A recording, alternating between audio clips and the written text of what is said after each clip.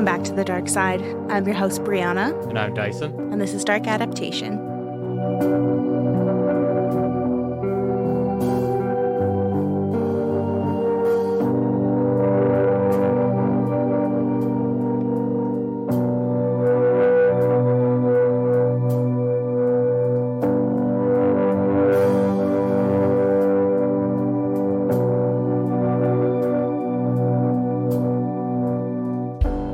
Welcome to episode 75. It's 75. It is. First episode. What episode? 75. It's episode 75. This is 75 right here. And it's first episode in November. What month is it? November. November? Oh, November. Episode 75. You got that? Write it down. There's a test after this. Pop quiz. What episode is it? 60. Fuck. Fail. Goddamn. This is why you're supposed to just be here and look pretty. I don't do well in structured environments. You are an Aries and you thrive in chaos. It is the way that I am. It's one of the reasons I love you, and one of the reasons you drive me insane as well. Yeah. It can be both. Are you ready for a true crime story? Yeah, we riffed. That's enough riffing for now. Let's go. That's right, structure. I have a true crime story for you. It's a recent story. It took place a year ago. Actually, like less than a year ago. Oh.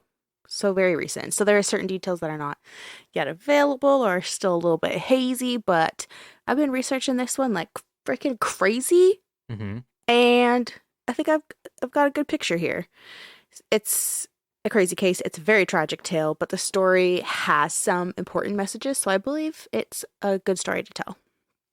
And before I begin telling the story, I said story 7,000 times. Just a heads up that it does involve a 15-year-old girl who was one of the victims, but is thankfully still alive today.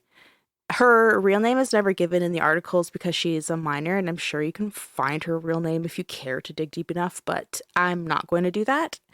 Like I said, she is still alive. It's a tragic story. She's a minor, and she deserves a fresh start if she pleases. So the pseudonym I'll be using for her is Grace. Yeah, generally, don't go looking for that name. It's kind of a dick move.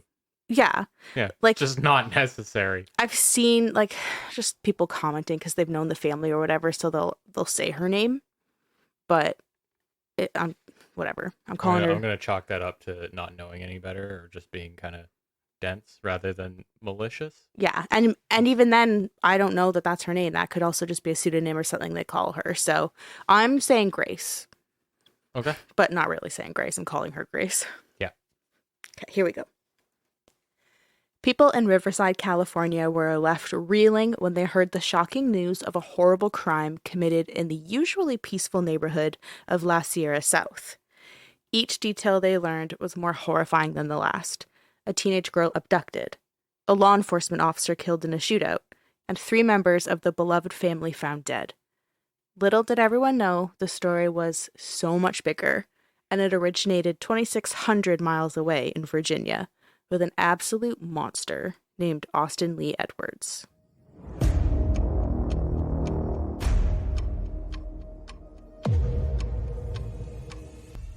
This bastard come out here and did this to them unnecessarily. There's no reason for it. None. I just can't make sense of it. Detectives say he was after Brooke's 15-year-old daughter, home at the time. He'd met her online and drove his car across the country to meet her with ill intentions. It was a very disturbing crime scene. This guy is, or was, a monster. This guy's a pedophile. He's an online predator. This son of a bitch that did this, he just has no clue what he took away from this world. He left a community torn apart, 3 family members dead, and a young girl who will likely never be the same.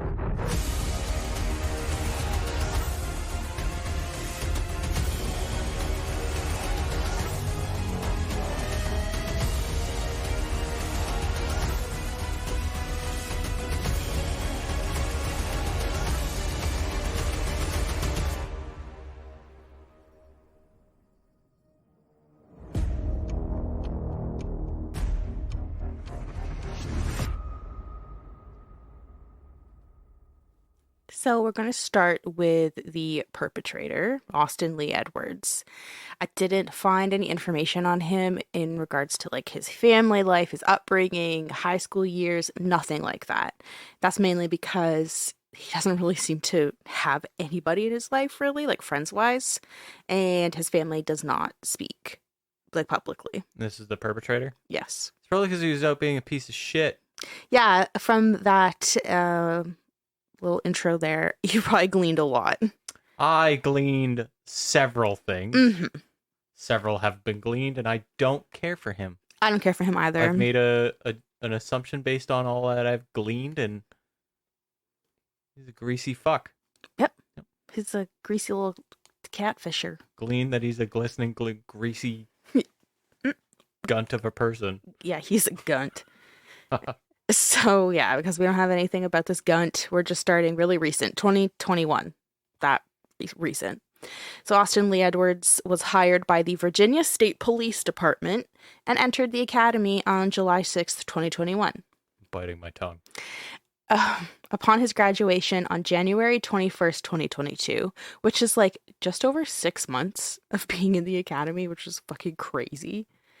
He was assigned to Henrico County within the Richmond Division of Virginia. He resigned from the department on October 28th, 2022, a little less than a month before the crimes took place. The spokesperson for the Virginia State Police denied revealing why he resigned, since it was part of his personnel file and cited a state law that basically bars authorities from releasing any details beyond a resignation date. So we don't know why he resigned, but even though he resigned from the Richmond Division, he continued his law enforcement career in Virginia. He just went over to Washington County. He went to the Washington County Sheriff's Office on November 16th, 2022. So he was an active law enforcement officer. I don't like this because it sounds an awful lot like shuffling them around. I mean, anything is possible.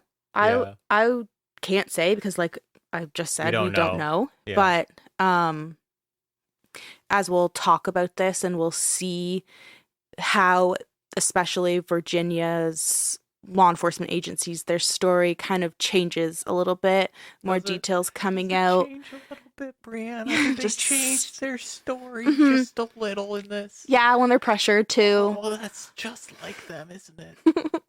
So when they're pressured to, then they'll come out with a little bit more information or, a spin on the story. And there is at one point towards the end of the episode where one of the lawyers that gets involved says, like, you basically have to sue in order to get information. Mm-hmm. So. Yeah, because it has to be filed in court documents. Yeah. Yeah. So there's a little peek into how this goes. Yeah, I'll only just say one thing because I want to just scream it out. I'm just shocked that 6 months of training wasn't enough to fucking weed out some of the bad eggs. Rotten egg. Yeah, Canada's got what, generally 2 or 3 years of training. I have no idea. You usually have to go through schooling, and it's not like a hey, guy off the street, can you run? Great, you're probably good enough for this. Yeah, that is something else too. I don't know exactly in Canada if it's for province or a countrywide thing, but for sure in the States it's a statewide thing. Yeah. And in Virginia, just as part of my research, hearing that reading that a big problem in Virginia is actually getting officers. So there's a shortage. So I think there's also that push to get them and keep them. The irony is if I were to the irony is that if I were to just clean slate, be like, how would we do this? And in a way that would be beneficial to bringing more people in, I would make a career pathway out of it. I would make sure that there's, an element where after high school, you can look to your prospects and one of them is going to college for policing and it's a longer road than 6 fucking months. Mm-hmm. For fuck's sake, you're not even allowed to work on a car after that long. God damn it. Yeah, no But kidding. they give him a gun as long as they tell him his name first. Chief Wiggum. Yeah. So he it became an officer after like 6 months. So even though he had resigned from the Richmond division, he continued his career in Washington County Sheriff's Office, and that started on November 16th, 2022. He passed psychological, written, physical tests, as well as a lie detector exam as part of his employment, and he began his orientation process for the department and was assigned to the patrol division. During his background check, his previous employers were contacted, including the state police where he entered the academy through, and Henrico County, where he had resigned from. And Washington County deputies said, quote, "No employers disclosed any troubles, reprimands, or internal investigations pertaining to Edwards," unquote. The sheriff's office also said that Austin was still employed as a trooper with Virginia State Police when he applied to be a deputy. So by, all career-wise appearance, there wasn't any red flags. Everything seemed normal. Yeah, no red flags, but I do know that employers typically also shy away from giving bad, like from all those phone calls, like the kind of references, they'll shy away from giving bad feedback because they can get sued to shit with that. Yeah. They're probably just like, he's fine. Exactly. Especially when we go on to learn that he's been employed through multiple agencies in Virginia. So it's like, if they realized that maybe at point A, something slipped through the cracks, but he was still able to be an officer, then what's easier to say, well, we fucked up, our process sucks, or nothing to see here, he told us his name. Yeah. So his full name. That's something to chew on while we discuss multiple red flags throughout the episode. All right. So the first red flag is right here. At this point in our story, it is November 2022. Austin is 28 years old, and he appears to spend his free time perusing the internet to find underage girls to talk to. Sorry, to catfish. All right. So Austin, 28, would pretend to be a bunch of different people, usually other teenagers. A catfishing scheme the catfishing scheme is actually how he started talking to 15-year-old Grace, and he was posing as a 17-year-old. I don't know if they met through an online dating app. I really hope not, because Grace was only 15, and there's no space for a 15-year-old on a dating app, in my opinion. No. Or if they met through social media like Snapchat or Instagram, which would make more sense, again, in my opinion. But the point is that they met online. Mm-hmm.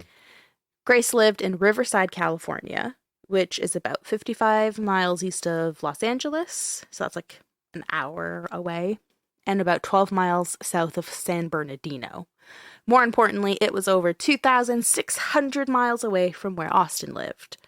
And it's quite literally the opposite side of the states. Virginia is very much on the East Coast, and we all know, like, California, West Coast.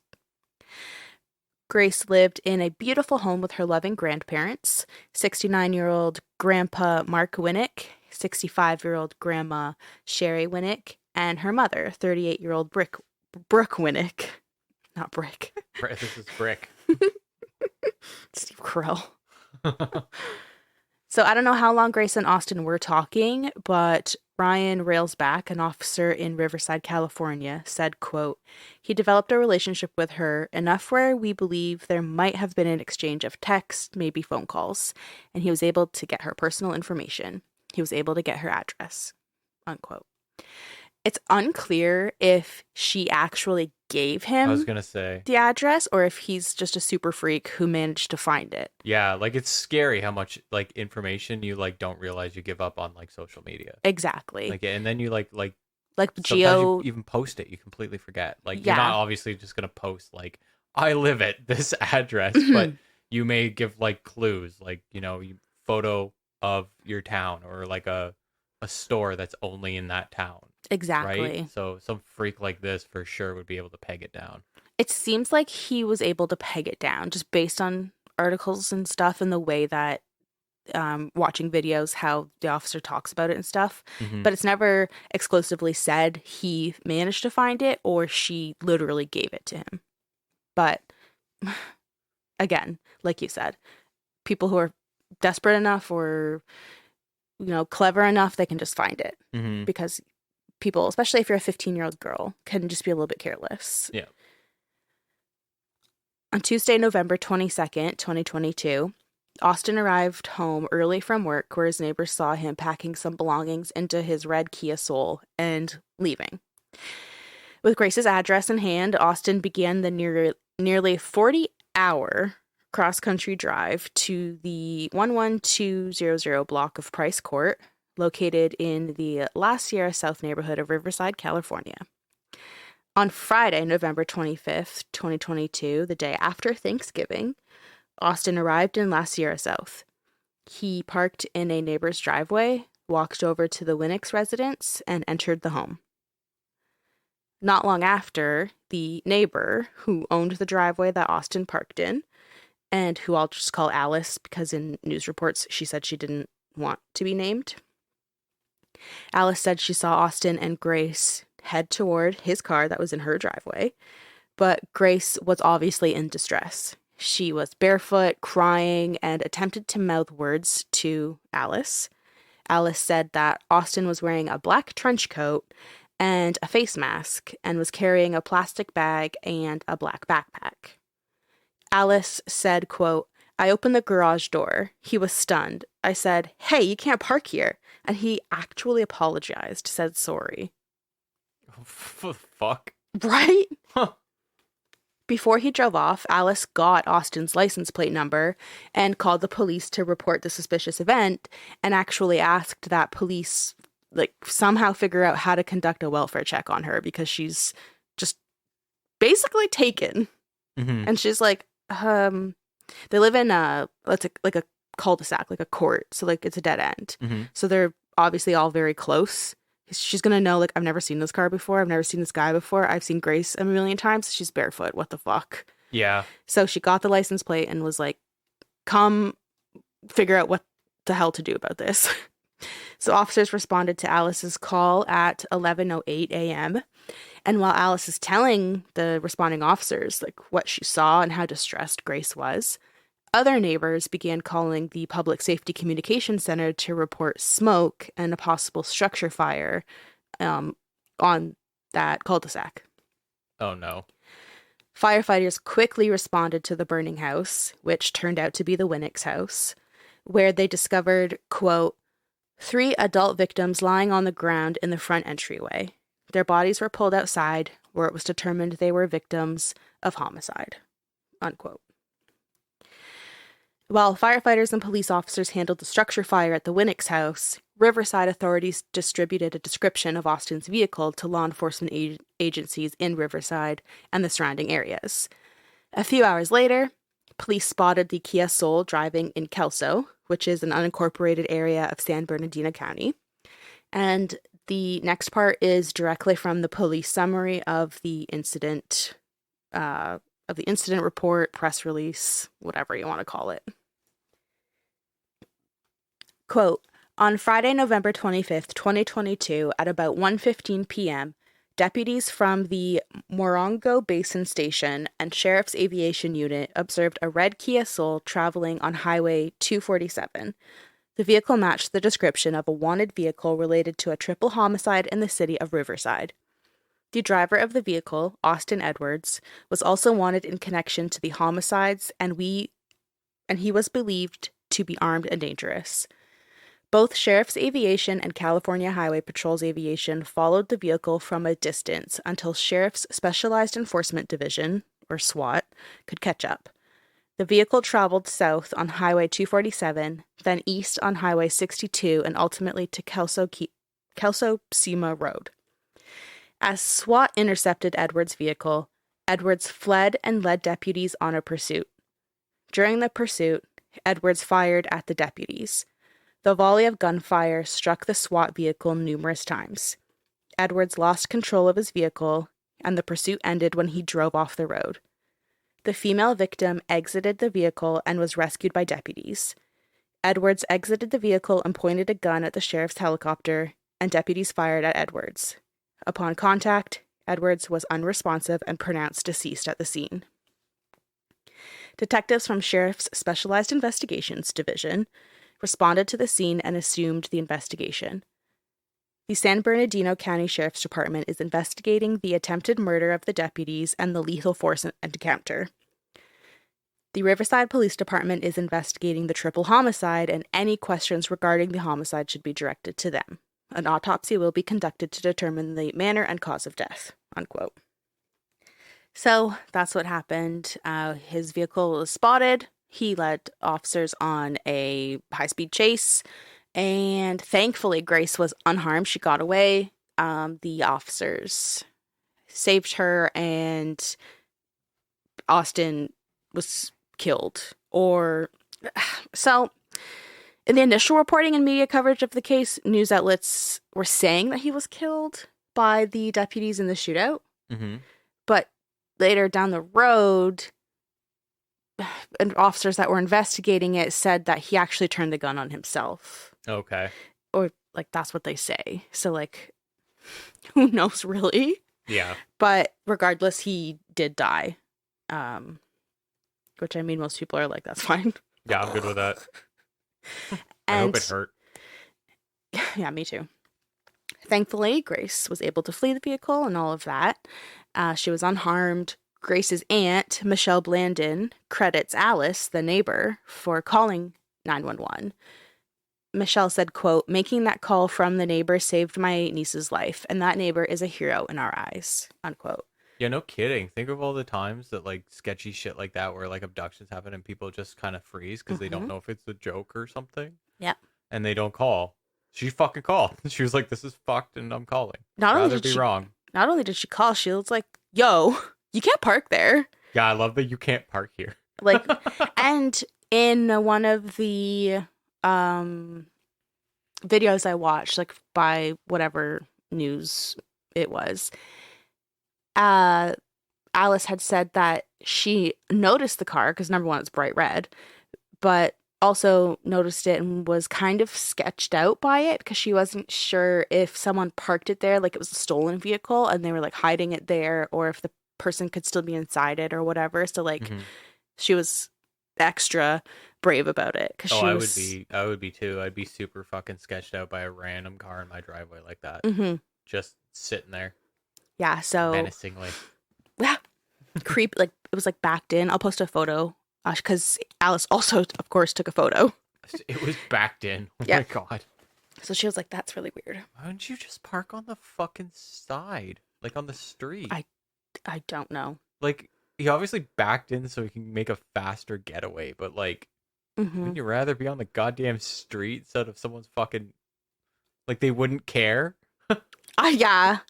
Yeah, I mean, honestly, that move seems to kind of have been the reason that he was caught up to so fast. Like, who knows how much farther he could have gotten or what could have happened to Grace or whatever if he didn't park in that driveway and Alice wasn't so, like, basically annoyed that there was a car there. Yeah. Like, think about what could have happened. Yeah, like, Grace probably wouldn't even be looking around going, like, the fuck? She probably... Less likely of her to be alert and looking around and seeing them come out of the house and seeing that fucking sketchy dude, right? Exactly. So. And who would have even noticed the car, maybe? Like, if Alice wasn't home or something, would have been, like, down the road probably that the cops are asking for, like, surveillance or ring cam footage or whatever. So officers immediately took Grace into protective custody and began steps to help her cope with everything that just happened. She was put in the custody of Child Protective Services and quickly received trauma care and counseling, which I really hope she benefited from, because literally her grandparents were murdered, her mother was murdered, and she was abducted. Yep. So really happy that they were like, time for trauma care and counseling. The crimes Austin committed shocked Grace, the rest of her family, the public, literally everyone. His own father was in disbelief and horrified, apologizing on his son's behalf, praying for the Winnick family and all of that, saying that he doesn't understand how this could happen. Austin's employers were in shock as well, finding it really disturbing that he was able to conceal his true identity so well. Washington County Sheriff Blake Andis said, quote, "It is shocking and sad to the entire law enforcement community that such an evil and wicked person could infiltrate law enforcement while concealing his true identity as a computer predator and murderer. Our thoughts and prayers are with the Winnick family, their friends, officers, and all of those affected by this heinous crime," unquote. Fucking gripes with that statement.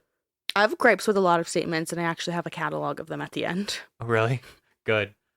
Infiltrate my fucking ass. Mm-hmm. Yeah, no, do it. No, fucking infiltrate. Oh! That took too long. Infiltrate my ass. Do it.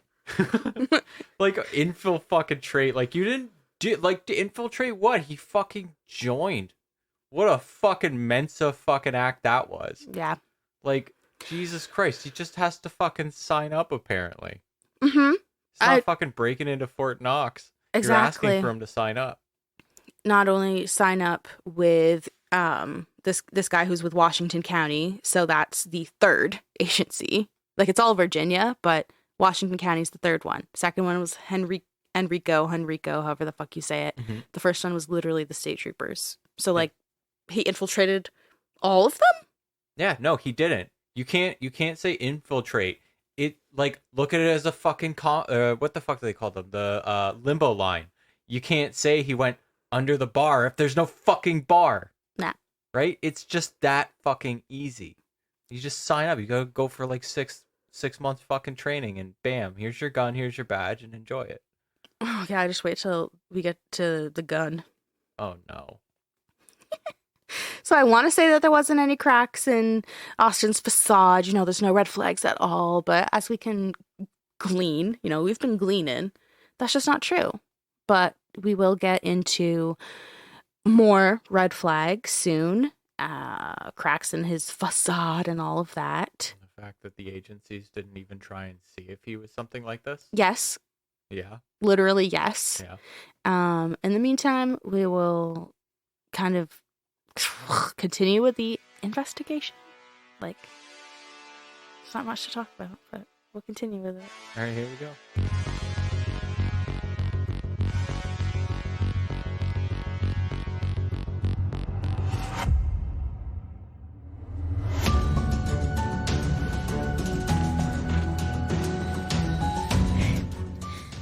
Firefighters were able to put the fire out at the Winnick house, but not before it did some damage.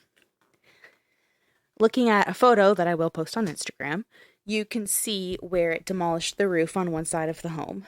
Because of this damage, family members of Mark, Sherry, and Brooke wanted the house boarded up for safety reasons.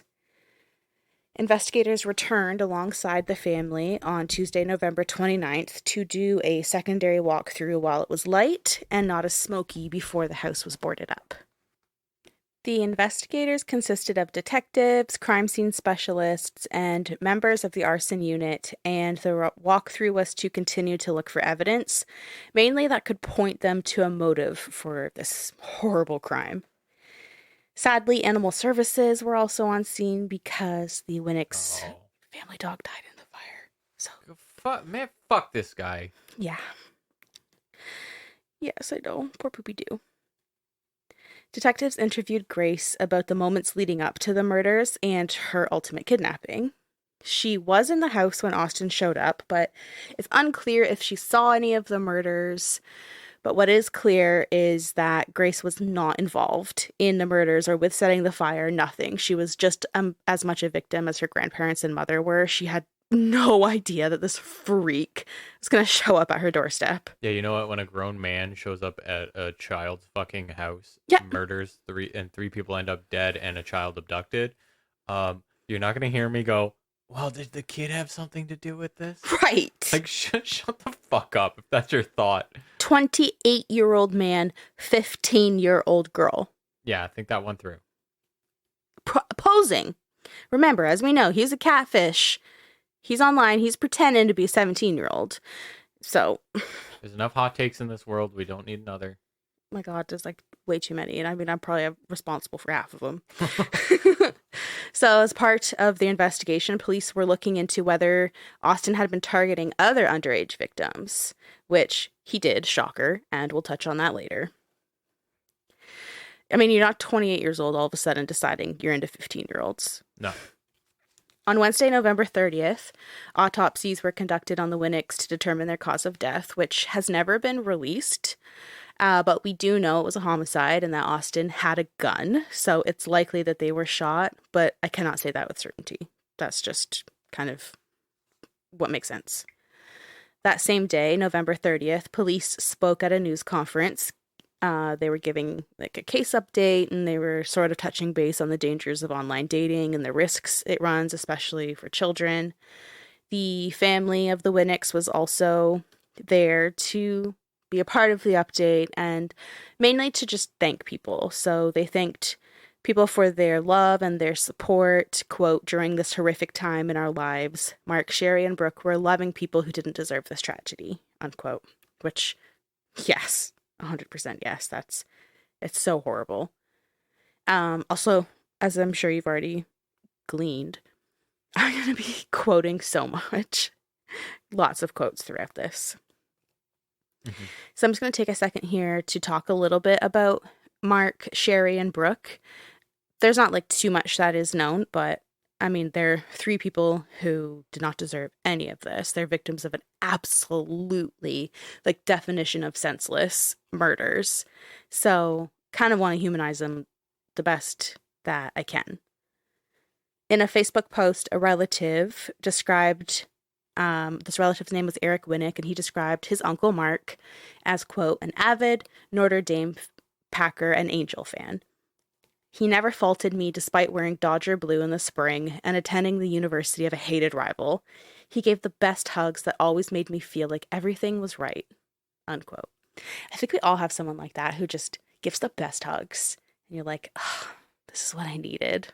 And Uncle Mark was clearly that for Eric. Eric added that Mark was a softball coach at Arlington High School in Riverside. So Mark was clearly a huge sports fan, supporting tons of teams, had his favorites, and even in the photo I have of him, which, again, I will share on Instagram, he's wearing a t-shirt with a team logo on it. So sports was this man's life. In the same Facebook post, Eric described his Aunt Sherry, quote, as the most tirelessly selfless person. Very few rival her devotion to her family and level of altruism, unquote.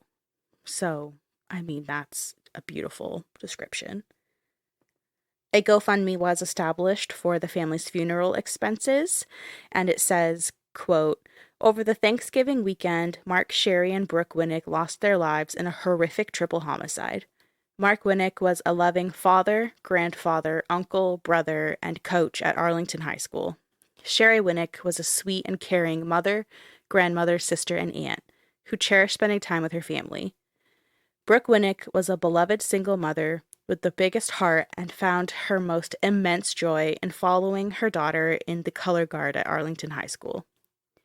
The proceeds from the GoFundMe will help cover the ongoing support of the two teenage daughters who lost their mother and need future care. Michelle Blandon is the immediate family member responsible for overseeing the withdrawal and delivery of funds from the fundraiser. Thank you for your contributions during this sorrowful time.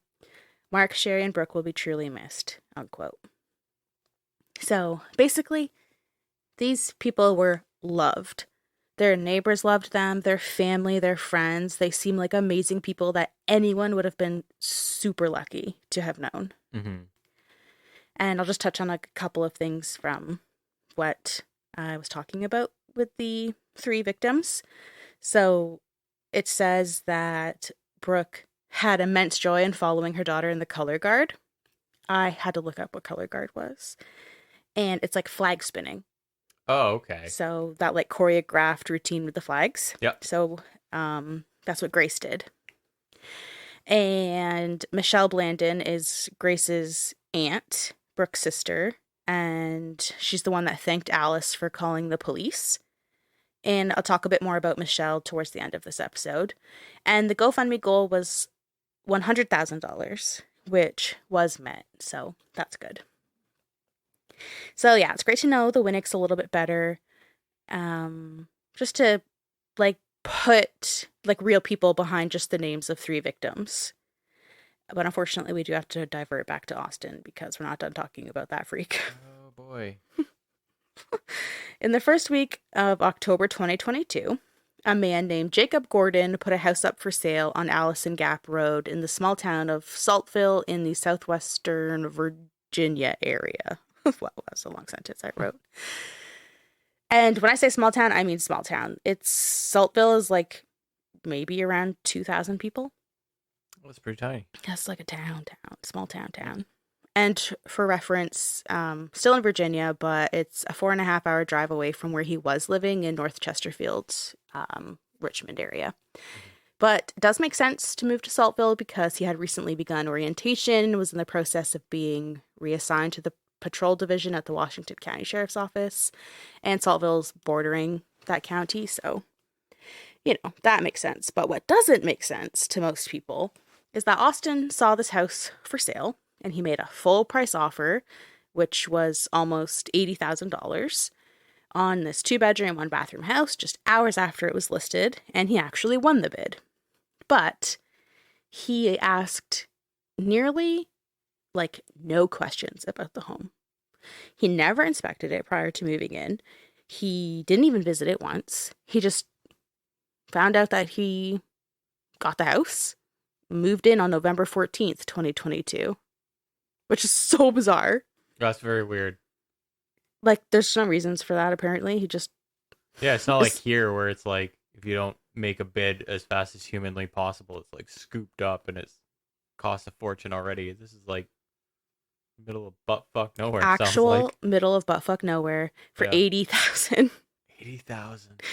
I wonder was it a shithole? Not really, no. Yeah, no, I didn't. I kind of had a hunch it wasn't. It's small. It's 2-bedroom, 1-bathroom, but from the photos, no. It's not anything special. It certainly needed some work, but I mean, if that was the house I had to have, I would be okay with it. Yeah. So yeah, he just moves in. No, questions, inspections, nothing. Okay. And he moves in just 11 days before the murders and abduction. Oh, okay. Now, the creepiest thing of all.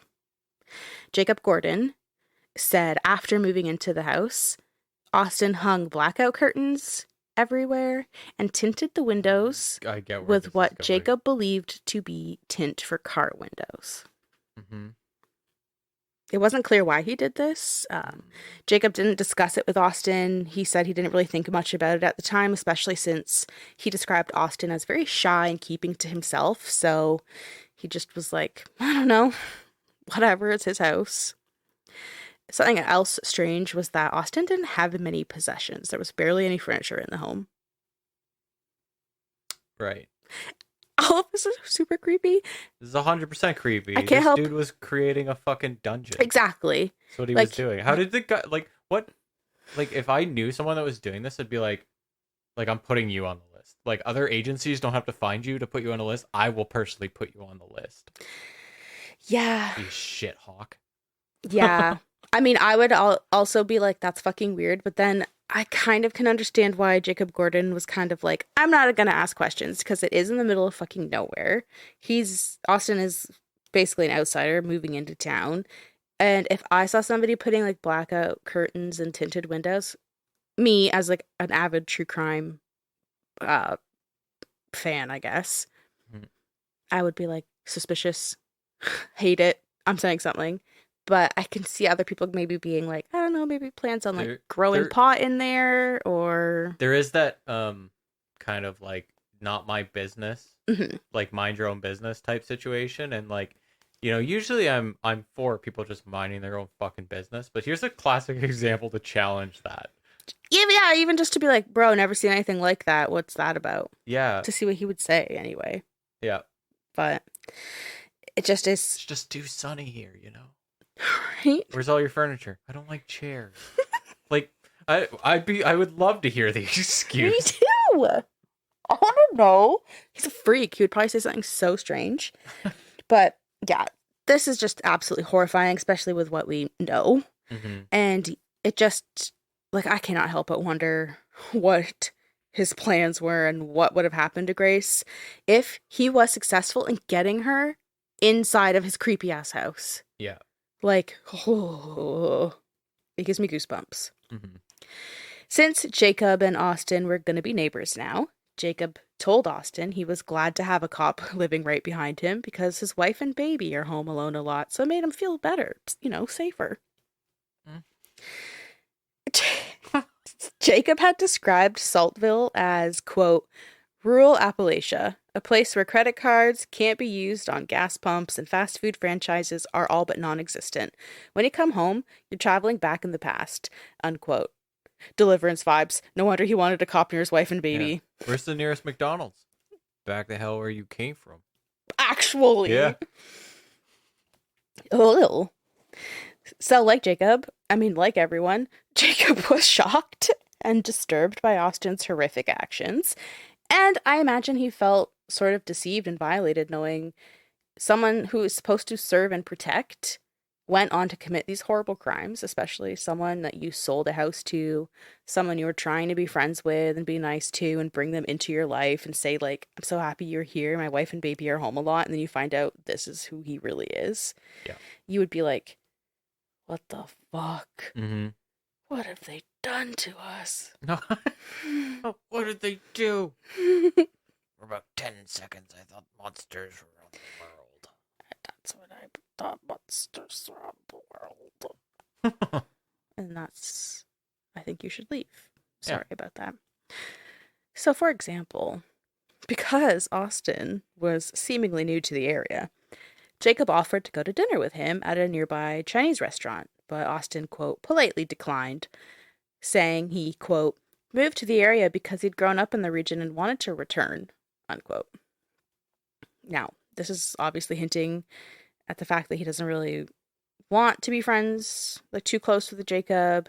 It's also hinting that he wasn't really new in town, but no one knows if it's true that he grew up in the area because his family hasn't spoken publicly to provide more information about Austin's life. So it's a weird lie if it is one, but like also it not distancing yourself from literally everyone to that degree would be just leading into the whole fucking weird ass shack he's building and just having zero connection with anyone in the community, so they can't put anything together. It's so clearly obvious that he has an online presence only. Yeah. Like, he's obviously online grooming underage girls, catfishing underage girls. God knows what other kind of freaks he's talking to. Mm-hmm. Like, somebody who isn't talking to their family really, has no friends, no, like, even classmates, like former classmates or coworkers saying anything about him. Like, this guy has just not lived on Earth like most people have. Like, he's probably got the grossest online footprint. Yeah. This is all me just ranting and speculating because we don't know anything about him. So, all I could find. Just don't trust the man who tints his fucking house windows. Oh my God, just no. Don't. That's fucking weird. So, yeah, like I said, we cannot verify if it's true that he grew up in the area. Like you said, really weird lie, but Austin's obviously a really weird guy. All I could find in relation to, like, his family and stuff was what I had said earlier, which was about his father being in shock and not understanding why Austin would commit such horrible crimes. Like, that's literally the only quote related to what he's done from any of his family or friends. And that wasn't even a quote. It was just like a part of an article where they were like, and his dad said he couldn't believe it. Yeah, like a paraphrase, yeah. It wasn't like, yeah, go ahead and quote me and put this in the paper. Yeah. As the investigation progressed and more people were spoken to and facets of Austin's life examined in order to gain insight into his life, more red flags emerged. Red flags that made people wonder how Austin was hired by 2 law enforcement agencies in Virginia. A Los Angeles Times reporter discovered that in 2016, a judge signed a temporary detention order in response to an incident that took place with Austin when he was 21 years old. So this is what I'm going to read is directly from the incident report. One moment as I tab over. This will be great. Christ, here we go. All right. Did I say what the date was? No, I didn't. I just said 2016. So the date is February 7th, 2016. Technically February 8th, actually, because it was like the wee hours, you know? So on Monday at 3:33 hours, Officer Dia was dispatched to 471 Nicholas Street to assist the WCLSC at their request. The WCLSC is basically a paramedic. Paramedics and ambulance, so I just don't keep getting tongue twisted. Yep. I'm just going to say paramedics. Other than that, I'm continuing with what the incident report says. The paramedics had originally been dispatched to the residence due to a report of a laceration to the hand of a 21-year-old male, later identified as Mr. Austin Edwards. According to EMTs Brandy Hay and Martin Duncan, when they arrived, Austin was being held down in an Indian-style position by his father, Mr. Roy Edwards. EMTs advised that Roy had discovered his son in the bathroom with a self-inflicted injury to his left hand. EMTs requested police units in response due to Austin's resistance to medical aid and attempts to escape his father's control. Officer Dia arrived on scene and found a large presence of blood in the home. Austin continued to be resistant, refusing to let EMTs treat his heavily bleeding wound and his continued attempts to get up from his father's control. Officer Dia contacted me by radio for assistance.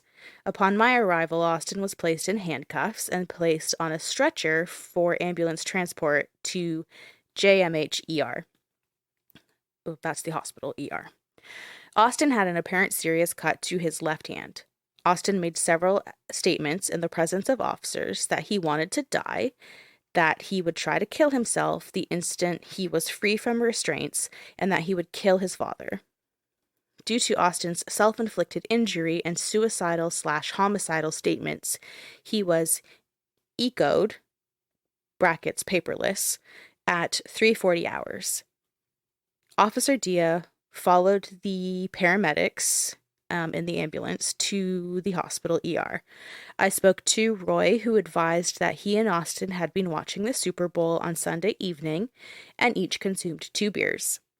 Roy advised that he went to bed and awoke to the sound of Austin in the bathroom making noise.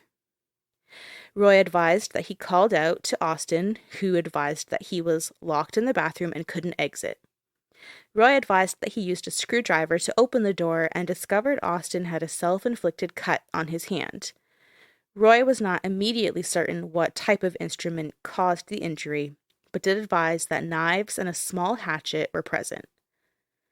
Roy advised that Austin then went into his bedroom and sat on his bed. Roy advised that he contacted dispatch for an ambulance. Roy advised that he went back to Austin and he observed him with a pocket/folding knife, repeatedly opening and closing the blade. Roy advised that when Austin learned an ambulance was en route, he tried to exit the apartment's front door and then the back door. Roy advised that he subdued Austin in the kitchen floor until the paramedics arrived. Roy had bite marks on both forearms, caused by Austin while he was restraining him. Roy declined treatment for the bite marks. I photographed the presence of blood in the home for documentation purposes, as well as the knives believed to have been used to cause the injury. Roy advised that Austin never had a history of suicidal behavior or attempts. Roy advised that he had no explanation of why Austin harmed himself, but did advise that he might be having trouble with a relationship with a girlfriend. Austin calmed down and became more cooperative upon arriving at the ER. Officer Dia remained with Austin, and I spoke to Mr. Josh Fleener, Highlands Community Services, to brief him about the incident. Nothing further at this time. Supplement. On Monday, February 8th, 2016, at 3:33 hours, I was dispatched to assist the crew with a subject who was bleeding. Upon arrival, I saw 2 male subjects bent over the kitchen sink, and Roy was struggling with his son, and there was a very large amount of blood throughout the apartment. A kitchen knife was taken from the sink as Austin was trying to harm himself and was threatening everyone. Once I started giving Austin commands to show me his hands and get on the ground, he began screaming and threatening everyone. I then produced my taser, and Austin yelled at me to tase him. Roy began telling me not to tase him, that he could get him down, and he did not have any weapons. Upon trying to get Austin down on the ground, he became more combative, and myself and Martin Duncan, with the Washington County Life-Saving Crew, went hands-on and fought the subject to get handcuffs on. Austin was actively resisting and trying to bite everyone to keep from getting cuffed. I'm sorry. We were able to get Austin cuffed and strapped down to a stretcher to transport Austin to Johnson Memorial. Austin was held under a paperless eco until Sergeant Finney arrived to relieve me. Sergeant Duncan stayed and spoke to Roy. I completed a use of force form related to this incident. And the last paragraph here is another supplement. On February 8th, 2016, at 07:07 hours, I relieved PD8, which is, I believe, a badge number, so an officer, from the hospital and stayed with Edwards until the TDO was ordered. At 11:07, I transported Edwards to Ridgeview Pavilion in Bristol and arrived there at 11:34 hours without incident. No further information at this time. So that was a little bit long, but... So checks out that he's a fucking biter. Oh my god, I did not mean to start laughing, but just the way that is... He just started biting everyone. Oh my god. Austin was actively resisting and trying to bite everyone to keep from getting handcuffed. He's not really fighting. He's just like keeps trying to bite people. Yeah. And also the dad, like, listen, anyone listening, if you get bit by a person, get it treated. It's the nastiest shit you can get. People's mouths are fucking gross. They're worse than dogs, man. Like when you get bit, like I've heard it from several people working in like medical field. The human bites are disgusting. Get them fucking fixed. Yeah. Also, do you think Austin is like super hygienic? Probably not. No. He's probably got gross mouth. He's probably never flossed a Dorito day in his breath. life. Oh yeah, Cool Ranch too. So it's stankin'. Mountain Dew, more like Mountain Don't. Am I right? You're right. So, yeah, that's the whole ordeal that took place in 2016. I mentioned whatever pavilion in Bristol. So that's basically like a psychiatric facility. So later that day, a judge approved a temporary detention order and Austin was transferred to a psychiatric facility. During his psychiatric stay, another judge barred Austin from purchasing, possessing, or transporting firearms. According to the treatment order, Austin agreed to voluntary admission for inpatient treatment for 72 hours, unless released earlier. He also was advised that his gun rights had been revoked unless restored by a court. So I had mentioned something earlier about like, oh yeah, just wait till we talk about the gun. Like, there's no evidence that the court ever restored his ability to own a firearm. Right. So he's literally a law enforcement officer. Yeah, that's fucking ridiculous. Isn't that crazy? Yeah. I was going to say, yeah, because I completely like brain farted and I'm like, well, you just get it from private sale or something. And then I'm like, oh yeah, he's a fucking cop.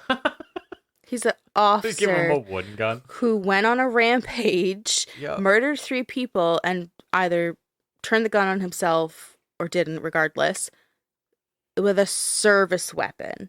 There's no way it wasn't a service weapon. Yep.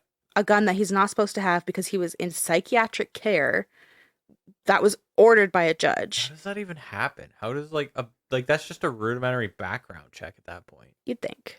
Yeah. You would think. Like you go work at a daycare, they're gonna run a more extensive background check than a fucking police officer. What's going on here? That's the huge question that everyone had. That's why like people weren't letting up on this. They were like, what happened here? Yeah. Like, how did you not know about this incident? And the various law enforcement agencies in Virginia were like, we didn't know. It didn't come up in his background check, a regular records check, whatever. And meanwhile, in front of Abingdon police, Austin threatened to kill himself. He threatened to kill his father. He was displaying signs of being seriously mentally ill. Kept yelling, I've got that dog in me. Oh my god. Well, he was just yelling and threatening and being combative and trying to bite everyone. Bite people. Yet, this is the guy that was hired by law enforcement twice. So it still begged the question, how was he hired with a background like this?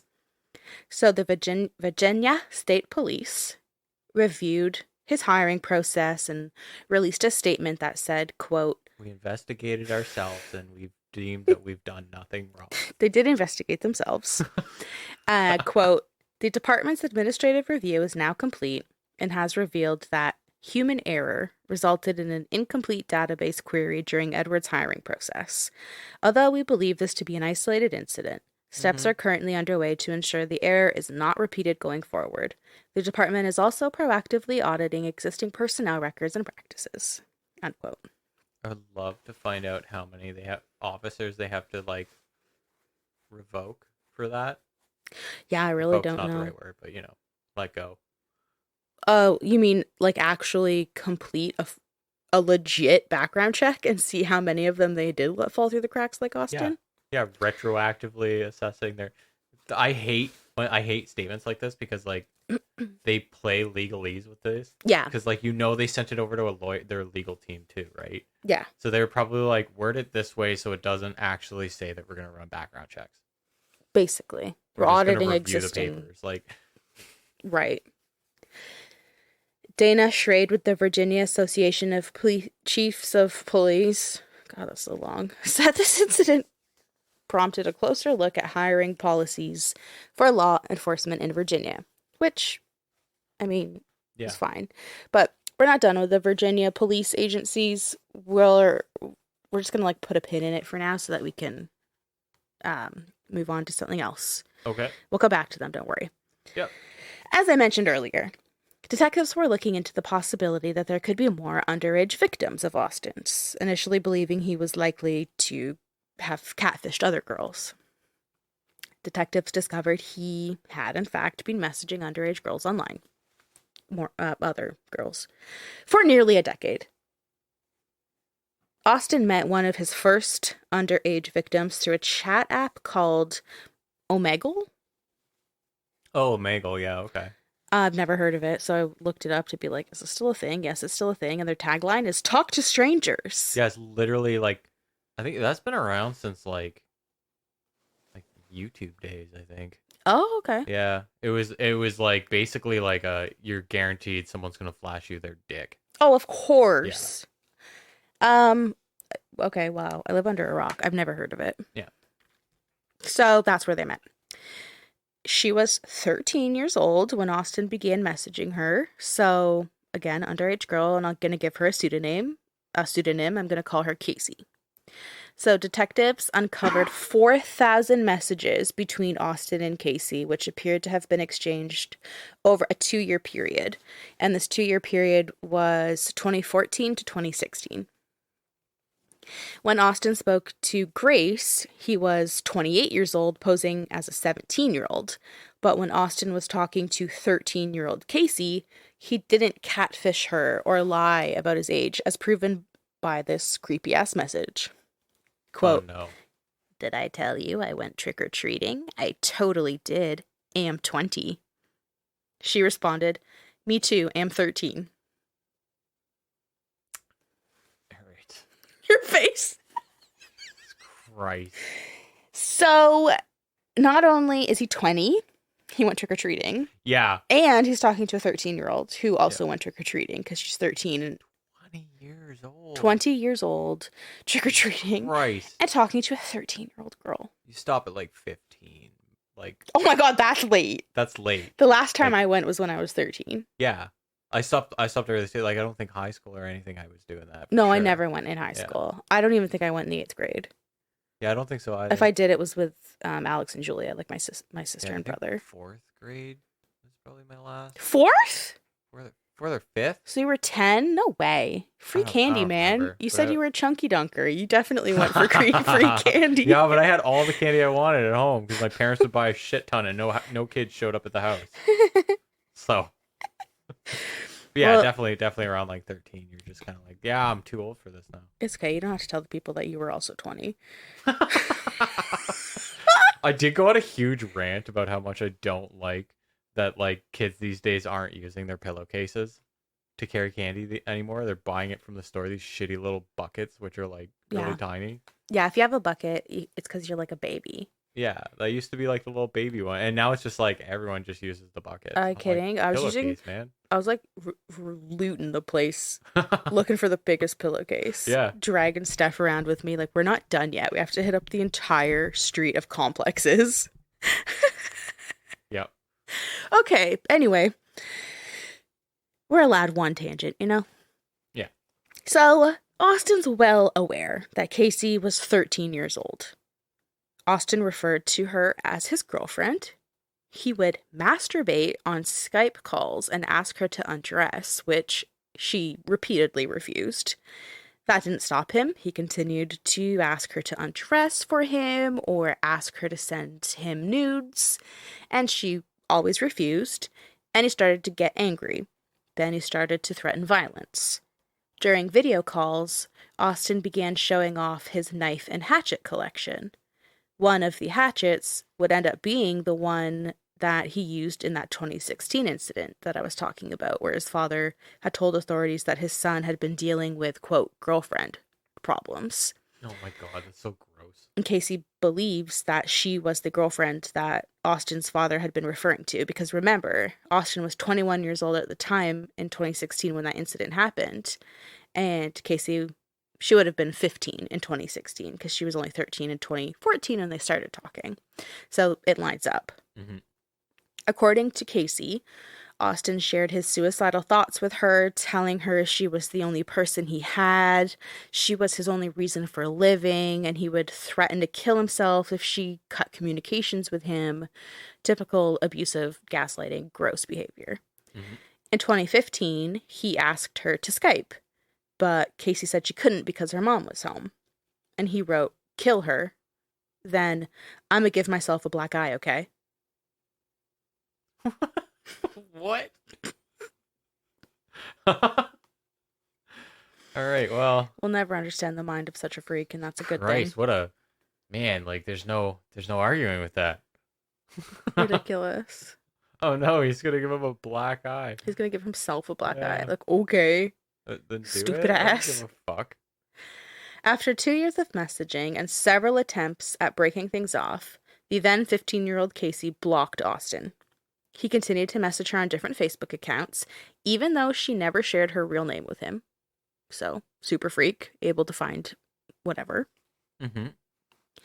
And now 22-year-old Casey, now is in today, 2023, said that she wasn't surprised at all that Austin had unleashed such violence on Grace and her family because she, quote, knew how scary he was.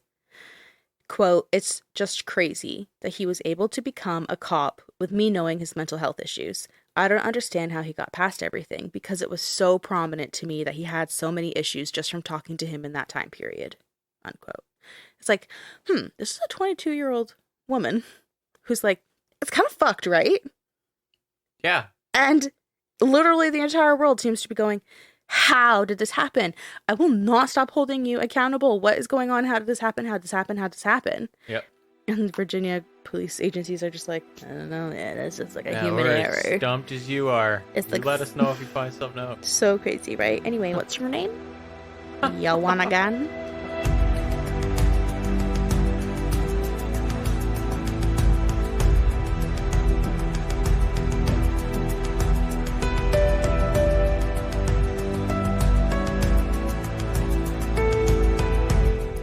The scrutiny of the various Virginia police agencies was so abundant that in January 2023, at the request of Governor Glenn Youngkin, Virginia's Inspector General began investigating the state police's hiring of Edwards. Human error was not a good enough excuse, and Glenn wanted more answers and accountability. In a document dated December 30th, 2022, Colonel Gary Settle, who is the Virginia State Police Superintendent, wrote a letter addressed to Virginia's Inspector General that confirmed that Austin Edwards had disclosed his 2016 psychiatric stay. Settle blamed his hiring on the background investigator who handled his application. Although Edwards' admission wouldn't have been a, quote, automatic disqualifier on its own. It was a missed, quote, opportunity for clarification. Settle also wrote, quote, unfortunately, the error allowed him to be employed as there were no other disqualifiers, unquote. This mistake was due to a, quote, arcane difference in the search codes background investigators are supposed to use while screening aspiring cops. Oh, okay. So the investigator who handled Edward's background check used a code for applicants and failed to include a code for firearms, which would have brought up all Virginia mental health orders. How do you miss the code for firearms when you're hiring for a cop? Because it's an arcane difference, So it's something that's like not very obvious, something that's more discreet or hidden, and he was obviously new or poorly trained, and he didn't look for that. Why is there not like a checkbox for this shit? Like, you have to check the following, and you can't submit until you've disclosed that you've checked everything. Like, that's not just like a human error, that's a systematic failure. Exactly. So the correct query, if this background investigator had done his job right or was properly trained or whatever, preceding factor is, he would have I don't know if it was a man, they would have unearthed many, quote, Virginia mental health orders if one exists. And as we know, Virginia mental health orders for Edwards existed at the time of his hiring, and it would have shown up in the correct database query. Because remember, his gun rights had been revoked after the 2016 incident, and evidence of this would be accessible to the Virginia State Police during this time that the agency was considering his application if the proper queries were done. So they would have seen this. There should be huge consequences for essentially giving this guy a gun. Yeah. Just straight up just giving him a gun. Like, yeah, we're like what would they do to like a gun shop if they didn't do a background check on someone and he ended up going on a rampage? Like, but the cops are just gonna get like a scolding. Yeah, this could be like, oopsie, human error. We'll make sure they're trained better, I guess. In the letter, Settle wrote that all Virginia background investigators are trained to search for mental health orders, but the investigator who handled Edward's application was, quote, unaware of this requirement. So you in your statement just said he's not trained then. If I keep saying he because I'm assuming it's men that are police officers. But if all Virginia background investigators are trained to search for this, how is he unaware? How are they unaware of this requirement? Yeah. That's just not like what did you like skip class that day? Yeah. It's not a thing. The agency's internal investigation indicated that Edward's investigator was the only one who failed to query properly, which doesn't make sense if he's hired by multiple agencies. Is it only one background investigator for every county? I doubt it. Mm-hmm. As of this year, 2023, the Virginia police plan to implement new hiring policies, including requiring background investigators and polygraph examiners to discuss any relevant information from the polygraph or interviews. The department will also revise the background investigation policy manual and develop training for investigators related to mental health histories. So you're implementing these things and revising them and whatever, developing training for investigators. So then how are people trained to hit that button if you have to develop the training? It doesn't make any sense. I mean, if this happened twice, then they just weren't looking. Like, it just wasn't part of it. There wasn't training for it then. No, they didn't fucking do it. And they just didn't want to come out and say it. Exactly.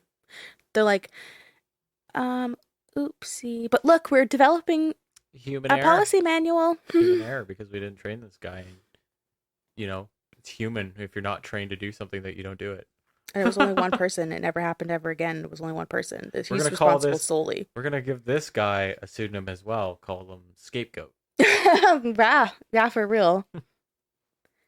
So I guess, you can look at it and be like, well, thankfully they're like putting policies in place and whatever, but like it should have already been there. At this point, it was 2021 that he was hired. Like, you're giving him zero credit.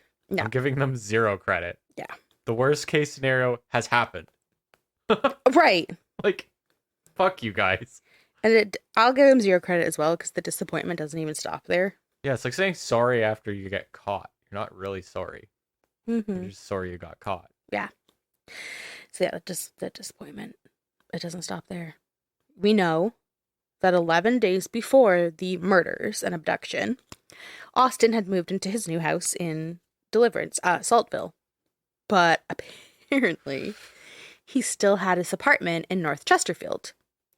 He was behind on rent and had received an eviction notice, but he still had access to it, and some of his belongings were still inside of that apartment. Belongings that many people say could be crucial to the investigation into his catfishing schemes and contain evidence of more victims out there. But no police agency has ever searched that apartment. They've Really? all said, each agency has said it's not part of their investigation. There's no need to search it. And remember, his crimes took place in both Virginia and California. So Yeah. there was so many agencies involved, and all of them are like, nah. I swear to God, if they're taking a "he's dead, so what's the point" thing, I'm gonna be so pissed because like Yes. you're supposed to provide justice to victims. That's a huge part of what you do. So Yeah. it doesn't matter if he's dead. You still have to make sure that the victims are attributed to the fucking guy who did this shit, and you can fucking disclose that and fucking put that on this guy's fucking tombstone. Mhm. So I hope he doesn't have a tombstone. I hope someone shits on his tombstone if he has one. Oh, I'll poop on it. I'll poop on it. I'll make sure I eat terribly the day before. Yeah. It's gonna be all fast food. Greasy one. It will be a slick one. Okay, anyway. So what you're saying about like, well, he's dead, so who cares? In this specific example about not searching the apartment, I don't know if that is Yeah, an there could be excuse. multiple reasons. Maybe they got like they don't think they can get the warrant or something. I don't know. That's true, but also it's vacant, so they could just use it. If the landlord was like, "It's vacant, go in," but Yeah. the excuse that he's dead has been used in other like parts. So like the landlord, for example, had wanted to sue Austin because he was late on rent and he had got the eviction notice and there was other like charges and fees associated with that. Mm-hmm. And the courts dismissed it because they were like, he's dead. Oh. So Yeah. there's that excuse throughout this, but for the searching the apartment. Yeah, it's part of like the whole thing where it's like if you die, like no one can inherit your debt type situation. Oh, that's good. Yeah, unless you sign something Well, yeah. saying like this person's like that person would have to sign to take on your debt. But yeah. Yeah, it is just wild that there's a whole ass apartment sitting there. Mhm. Or was sitting there. I don't know what the state is exactly today, but I mean, for a while, this apartment was available. Officers knew about it, and they just wouldn't search it because they're like, it's not relevant in any way. Yeah. What an awkward situation for the landlord, because Mhm. I wouldn't want to touch any of it. No, me neither. I wouldn't want to touch it, and I wouldn't want to move it, and I would just probably go to my paper immediately and say, I'm in a weird situation you should write about. I have this fucking guy's stuff who went on a fucking rampage, and the police don't want to investigate, and I don't want to corrupt the evidence. And I would cause a whole fucking debacle for this dumbass agency that doesn't want to look into it. Absolutely, because it needs to happen, Anyway, no more tangents. and it should happen. Yeah. Jane Manning, who is a former New York City sex crimes prosecutor and the current director of the Women's Equal Justice Project, told the Los Angeles Times that police should search Austin's apartment for evidence that could shed light on the killings or identify other victims who may need services. Any electronic devices he used to communicate with other predators could be especially useful. Mm-hmm. She said the possession and use of child sex abuse material and the abuse of real children can overlap, and it's common for predators to share child sex abuse material. Quote, some predators use pornography to groom children. Some predators use pornography to facilitate their own planning of the crimes they want to commit, unquote. She made another great point, quote, Edwards is not someone who acted on a sudden impulse that he quickly regretted. This is someone who sought out and groomed an underage child. He engaged in this conduct on multiple occasions. This suggests that he was deeply committed to abusing kids. It is virtually certain there are more victims, unquote. Yeah, this guy bought a random shack in the middle of nowhere and tinted the windows. What do you think? Yeah. And they won't go in that apartment where there could be evidence. There could be journals or other devices. Like, we know the Saltville house was basically empty. So he had belongings somewhere. There are probably a majority of them in this apartment. Like, there's so many reasons you would want to go in there. Like Jan Manning is saying. I wonder if honestly, this just makes me think like police covering their own. Exactly. Even though he's not technically their own right now. Like, he was in like law enforcement. Yeah, like I think that they're just not doing it. They don't want to have to associate him with them. Yeah. But you can't help but think that. What else am I to think? Exactly. Go in the fucking apartment. Mm-hmm. Especially when, like, Jane Manning is making these points of, you could find names or identities of other underage girls that maybe need help. Maybe they were severely abused, or they're like fucked up or something from talking to Austin or other predators, and they need services.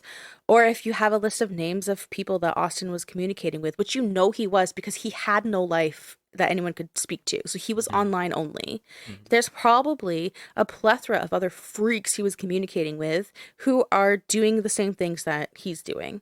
Like, you could learn so much if you went in that apartment and found stuff like that. Like, obviously we don't know what's in there, but what if? Yeah, just the possibility. Enough.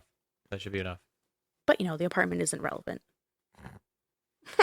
Yeah. Yet, here is some key quotes given by officers involved in this very investigation. This is where I have a few of the quotes I mentioned earlier.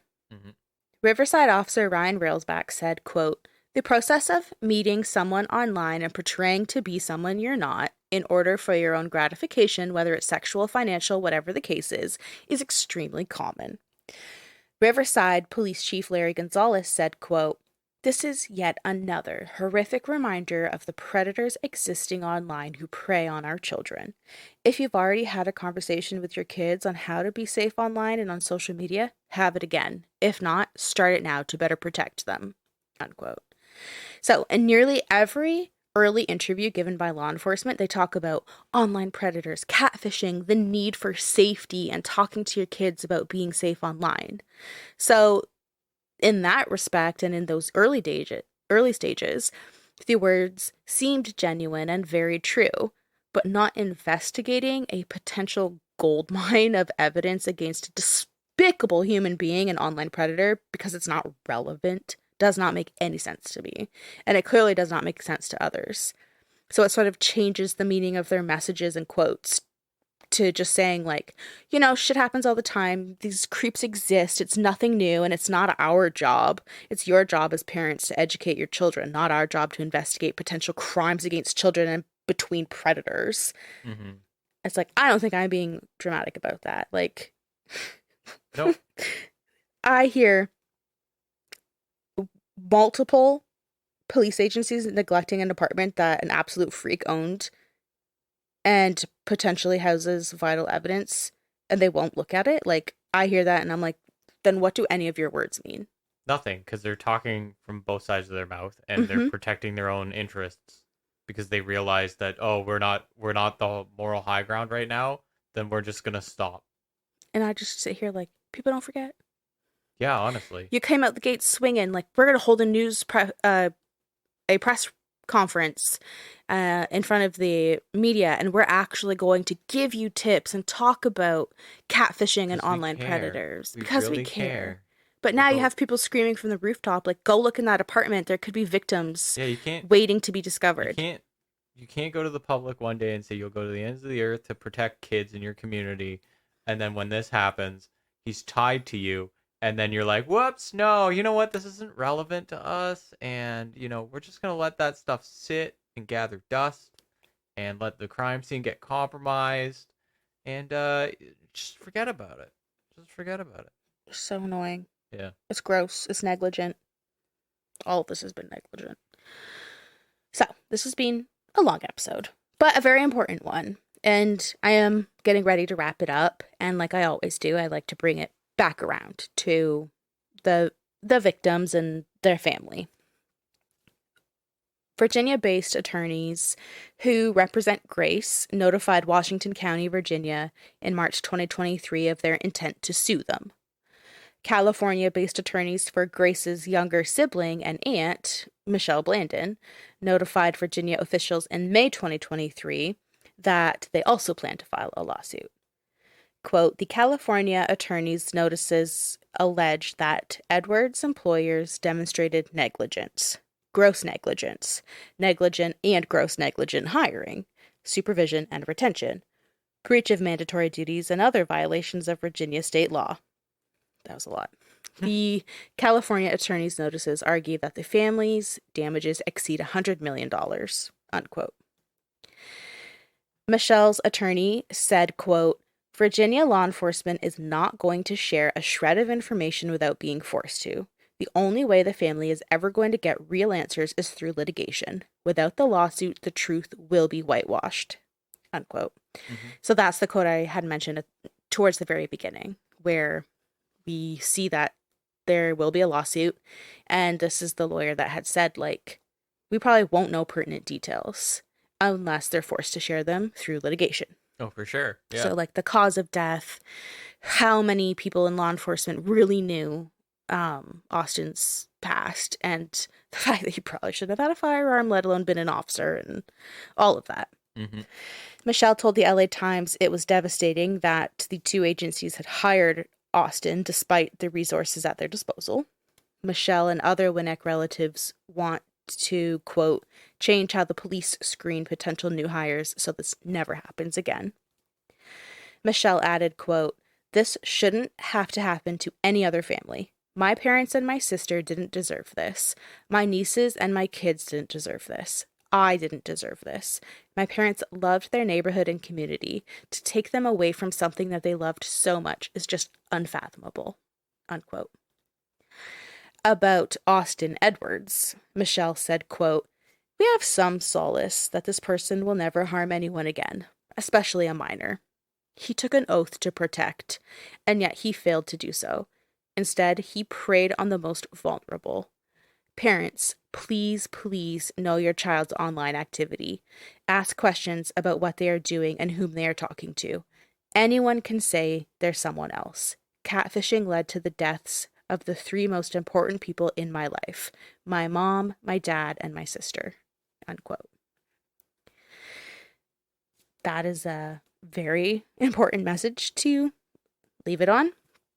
And that concludes another just gruesome, horrific, devastating true crime tale.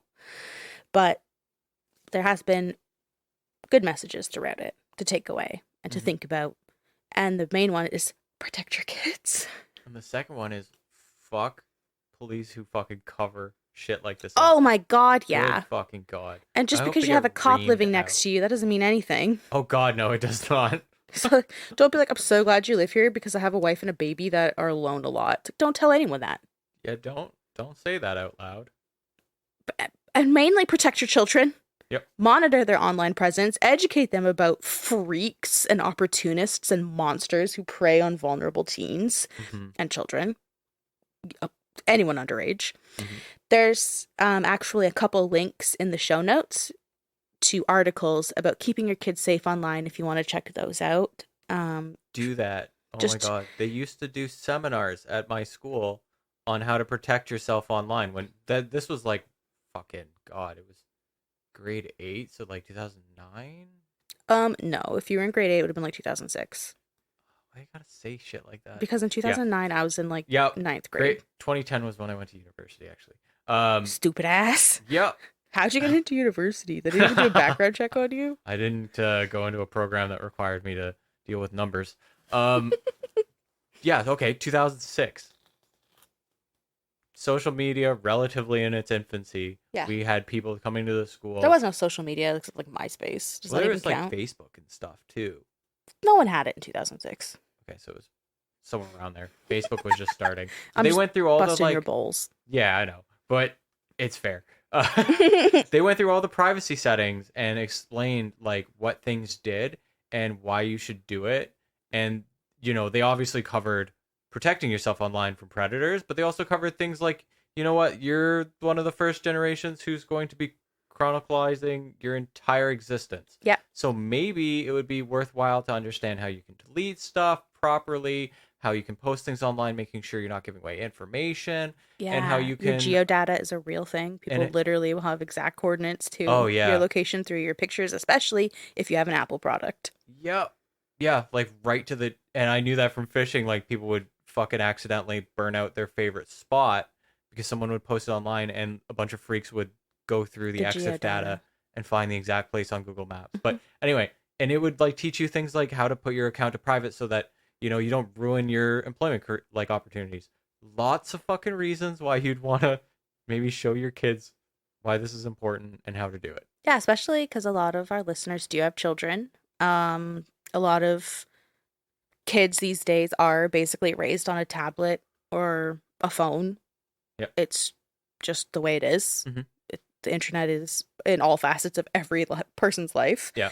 But yeah, it's such a good point you make about how 2005, 6, 7, whatever, early days when computers were in every household now, and internet was accessible just in your home and not having to dial it up. Like that education and just cyber health was given to people. But now because it's just so normal and like routine and you feel like, well, everyone has access to it. People are just naturally versed now. And it should be, parents that are having child locks basically. Mm-hmm. But that's just not the case. No. Sometimes it's also just not something Do not you think trust about. Social media companies to protect your kids. No. Even when they give products to protect like for kids. Yeah. Just don't. It's so much more complicated than just going on Amazon Prime and selecting like the kid account to watch a video. Yeah. Like it doesn't work like that when you're online with a bunch of freaks who are sadly way better at using the internet than you are. Yep. And very rarely are they using it for good reasons. Exactly. With their unfortunate talents for it. Mm-hmm. So, yes, in the show notes, episode description, whatever the fuck it's called, there's a couple links to just articles and different websites and stuff that have some information on keeping your kids safe online and just a general to be just safe and healthy with your online use. Yeah, if you're already doing that shit, good for you. Maybe it's worth a read just to brush up or learn something on it. Never know. Exactly. So, I mean, all other links are there too. We have links to our website where we have the sources for each of the episodes we do. This episode in particular has like literally a whole page of sources. Yep. But yeah, you know the drill by now. Thank you for tuning in, and we'll catch you on the dark side. Bye.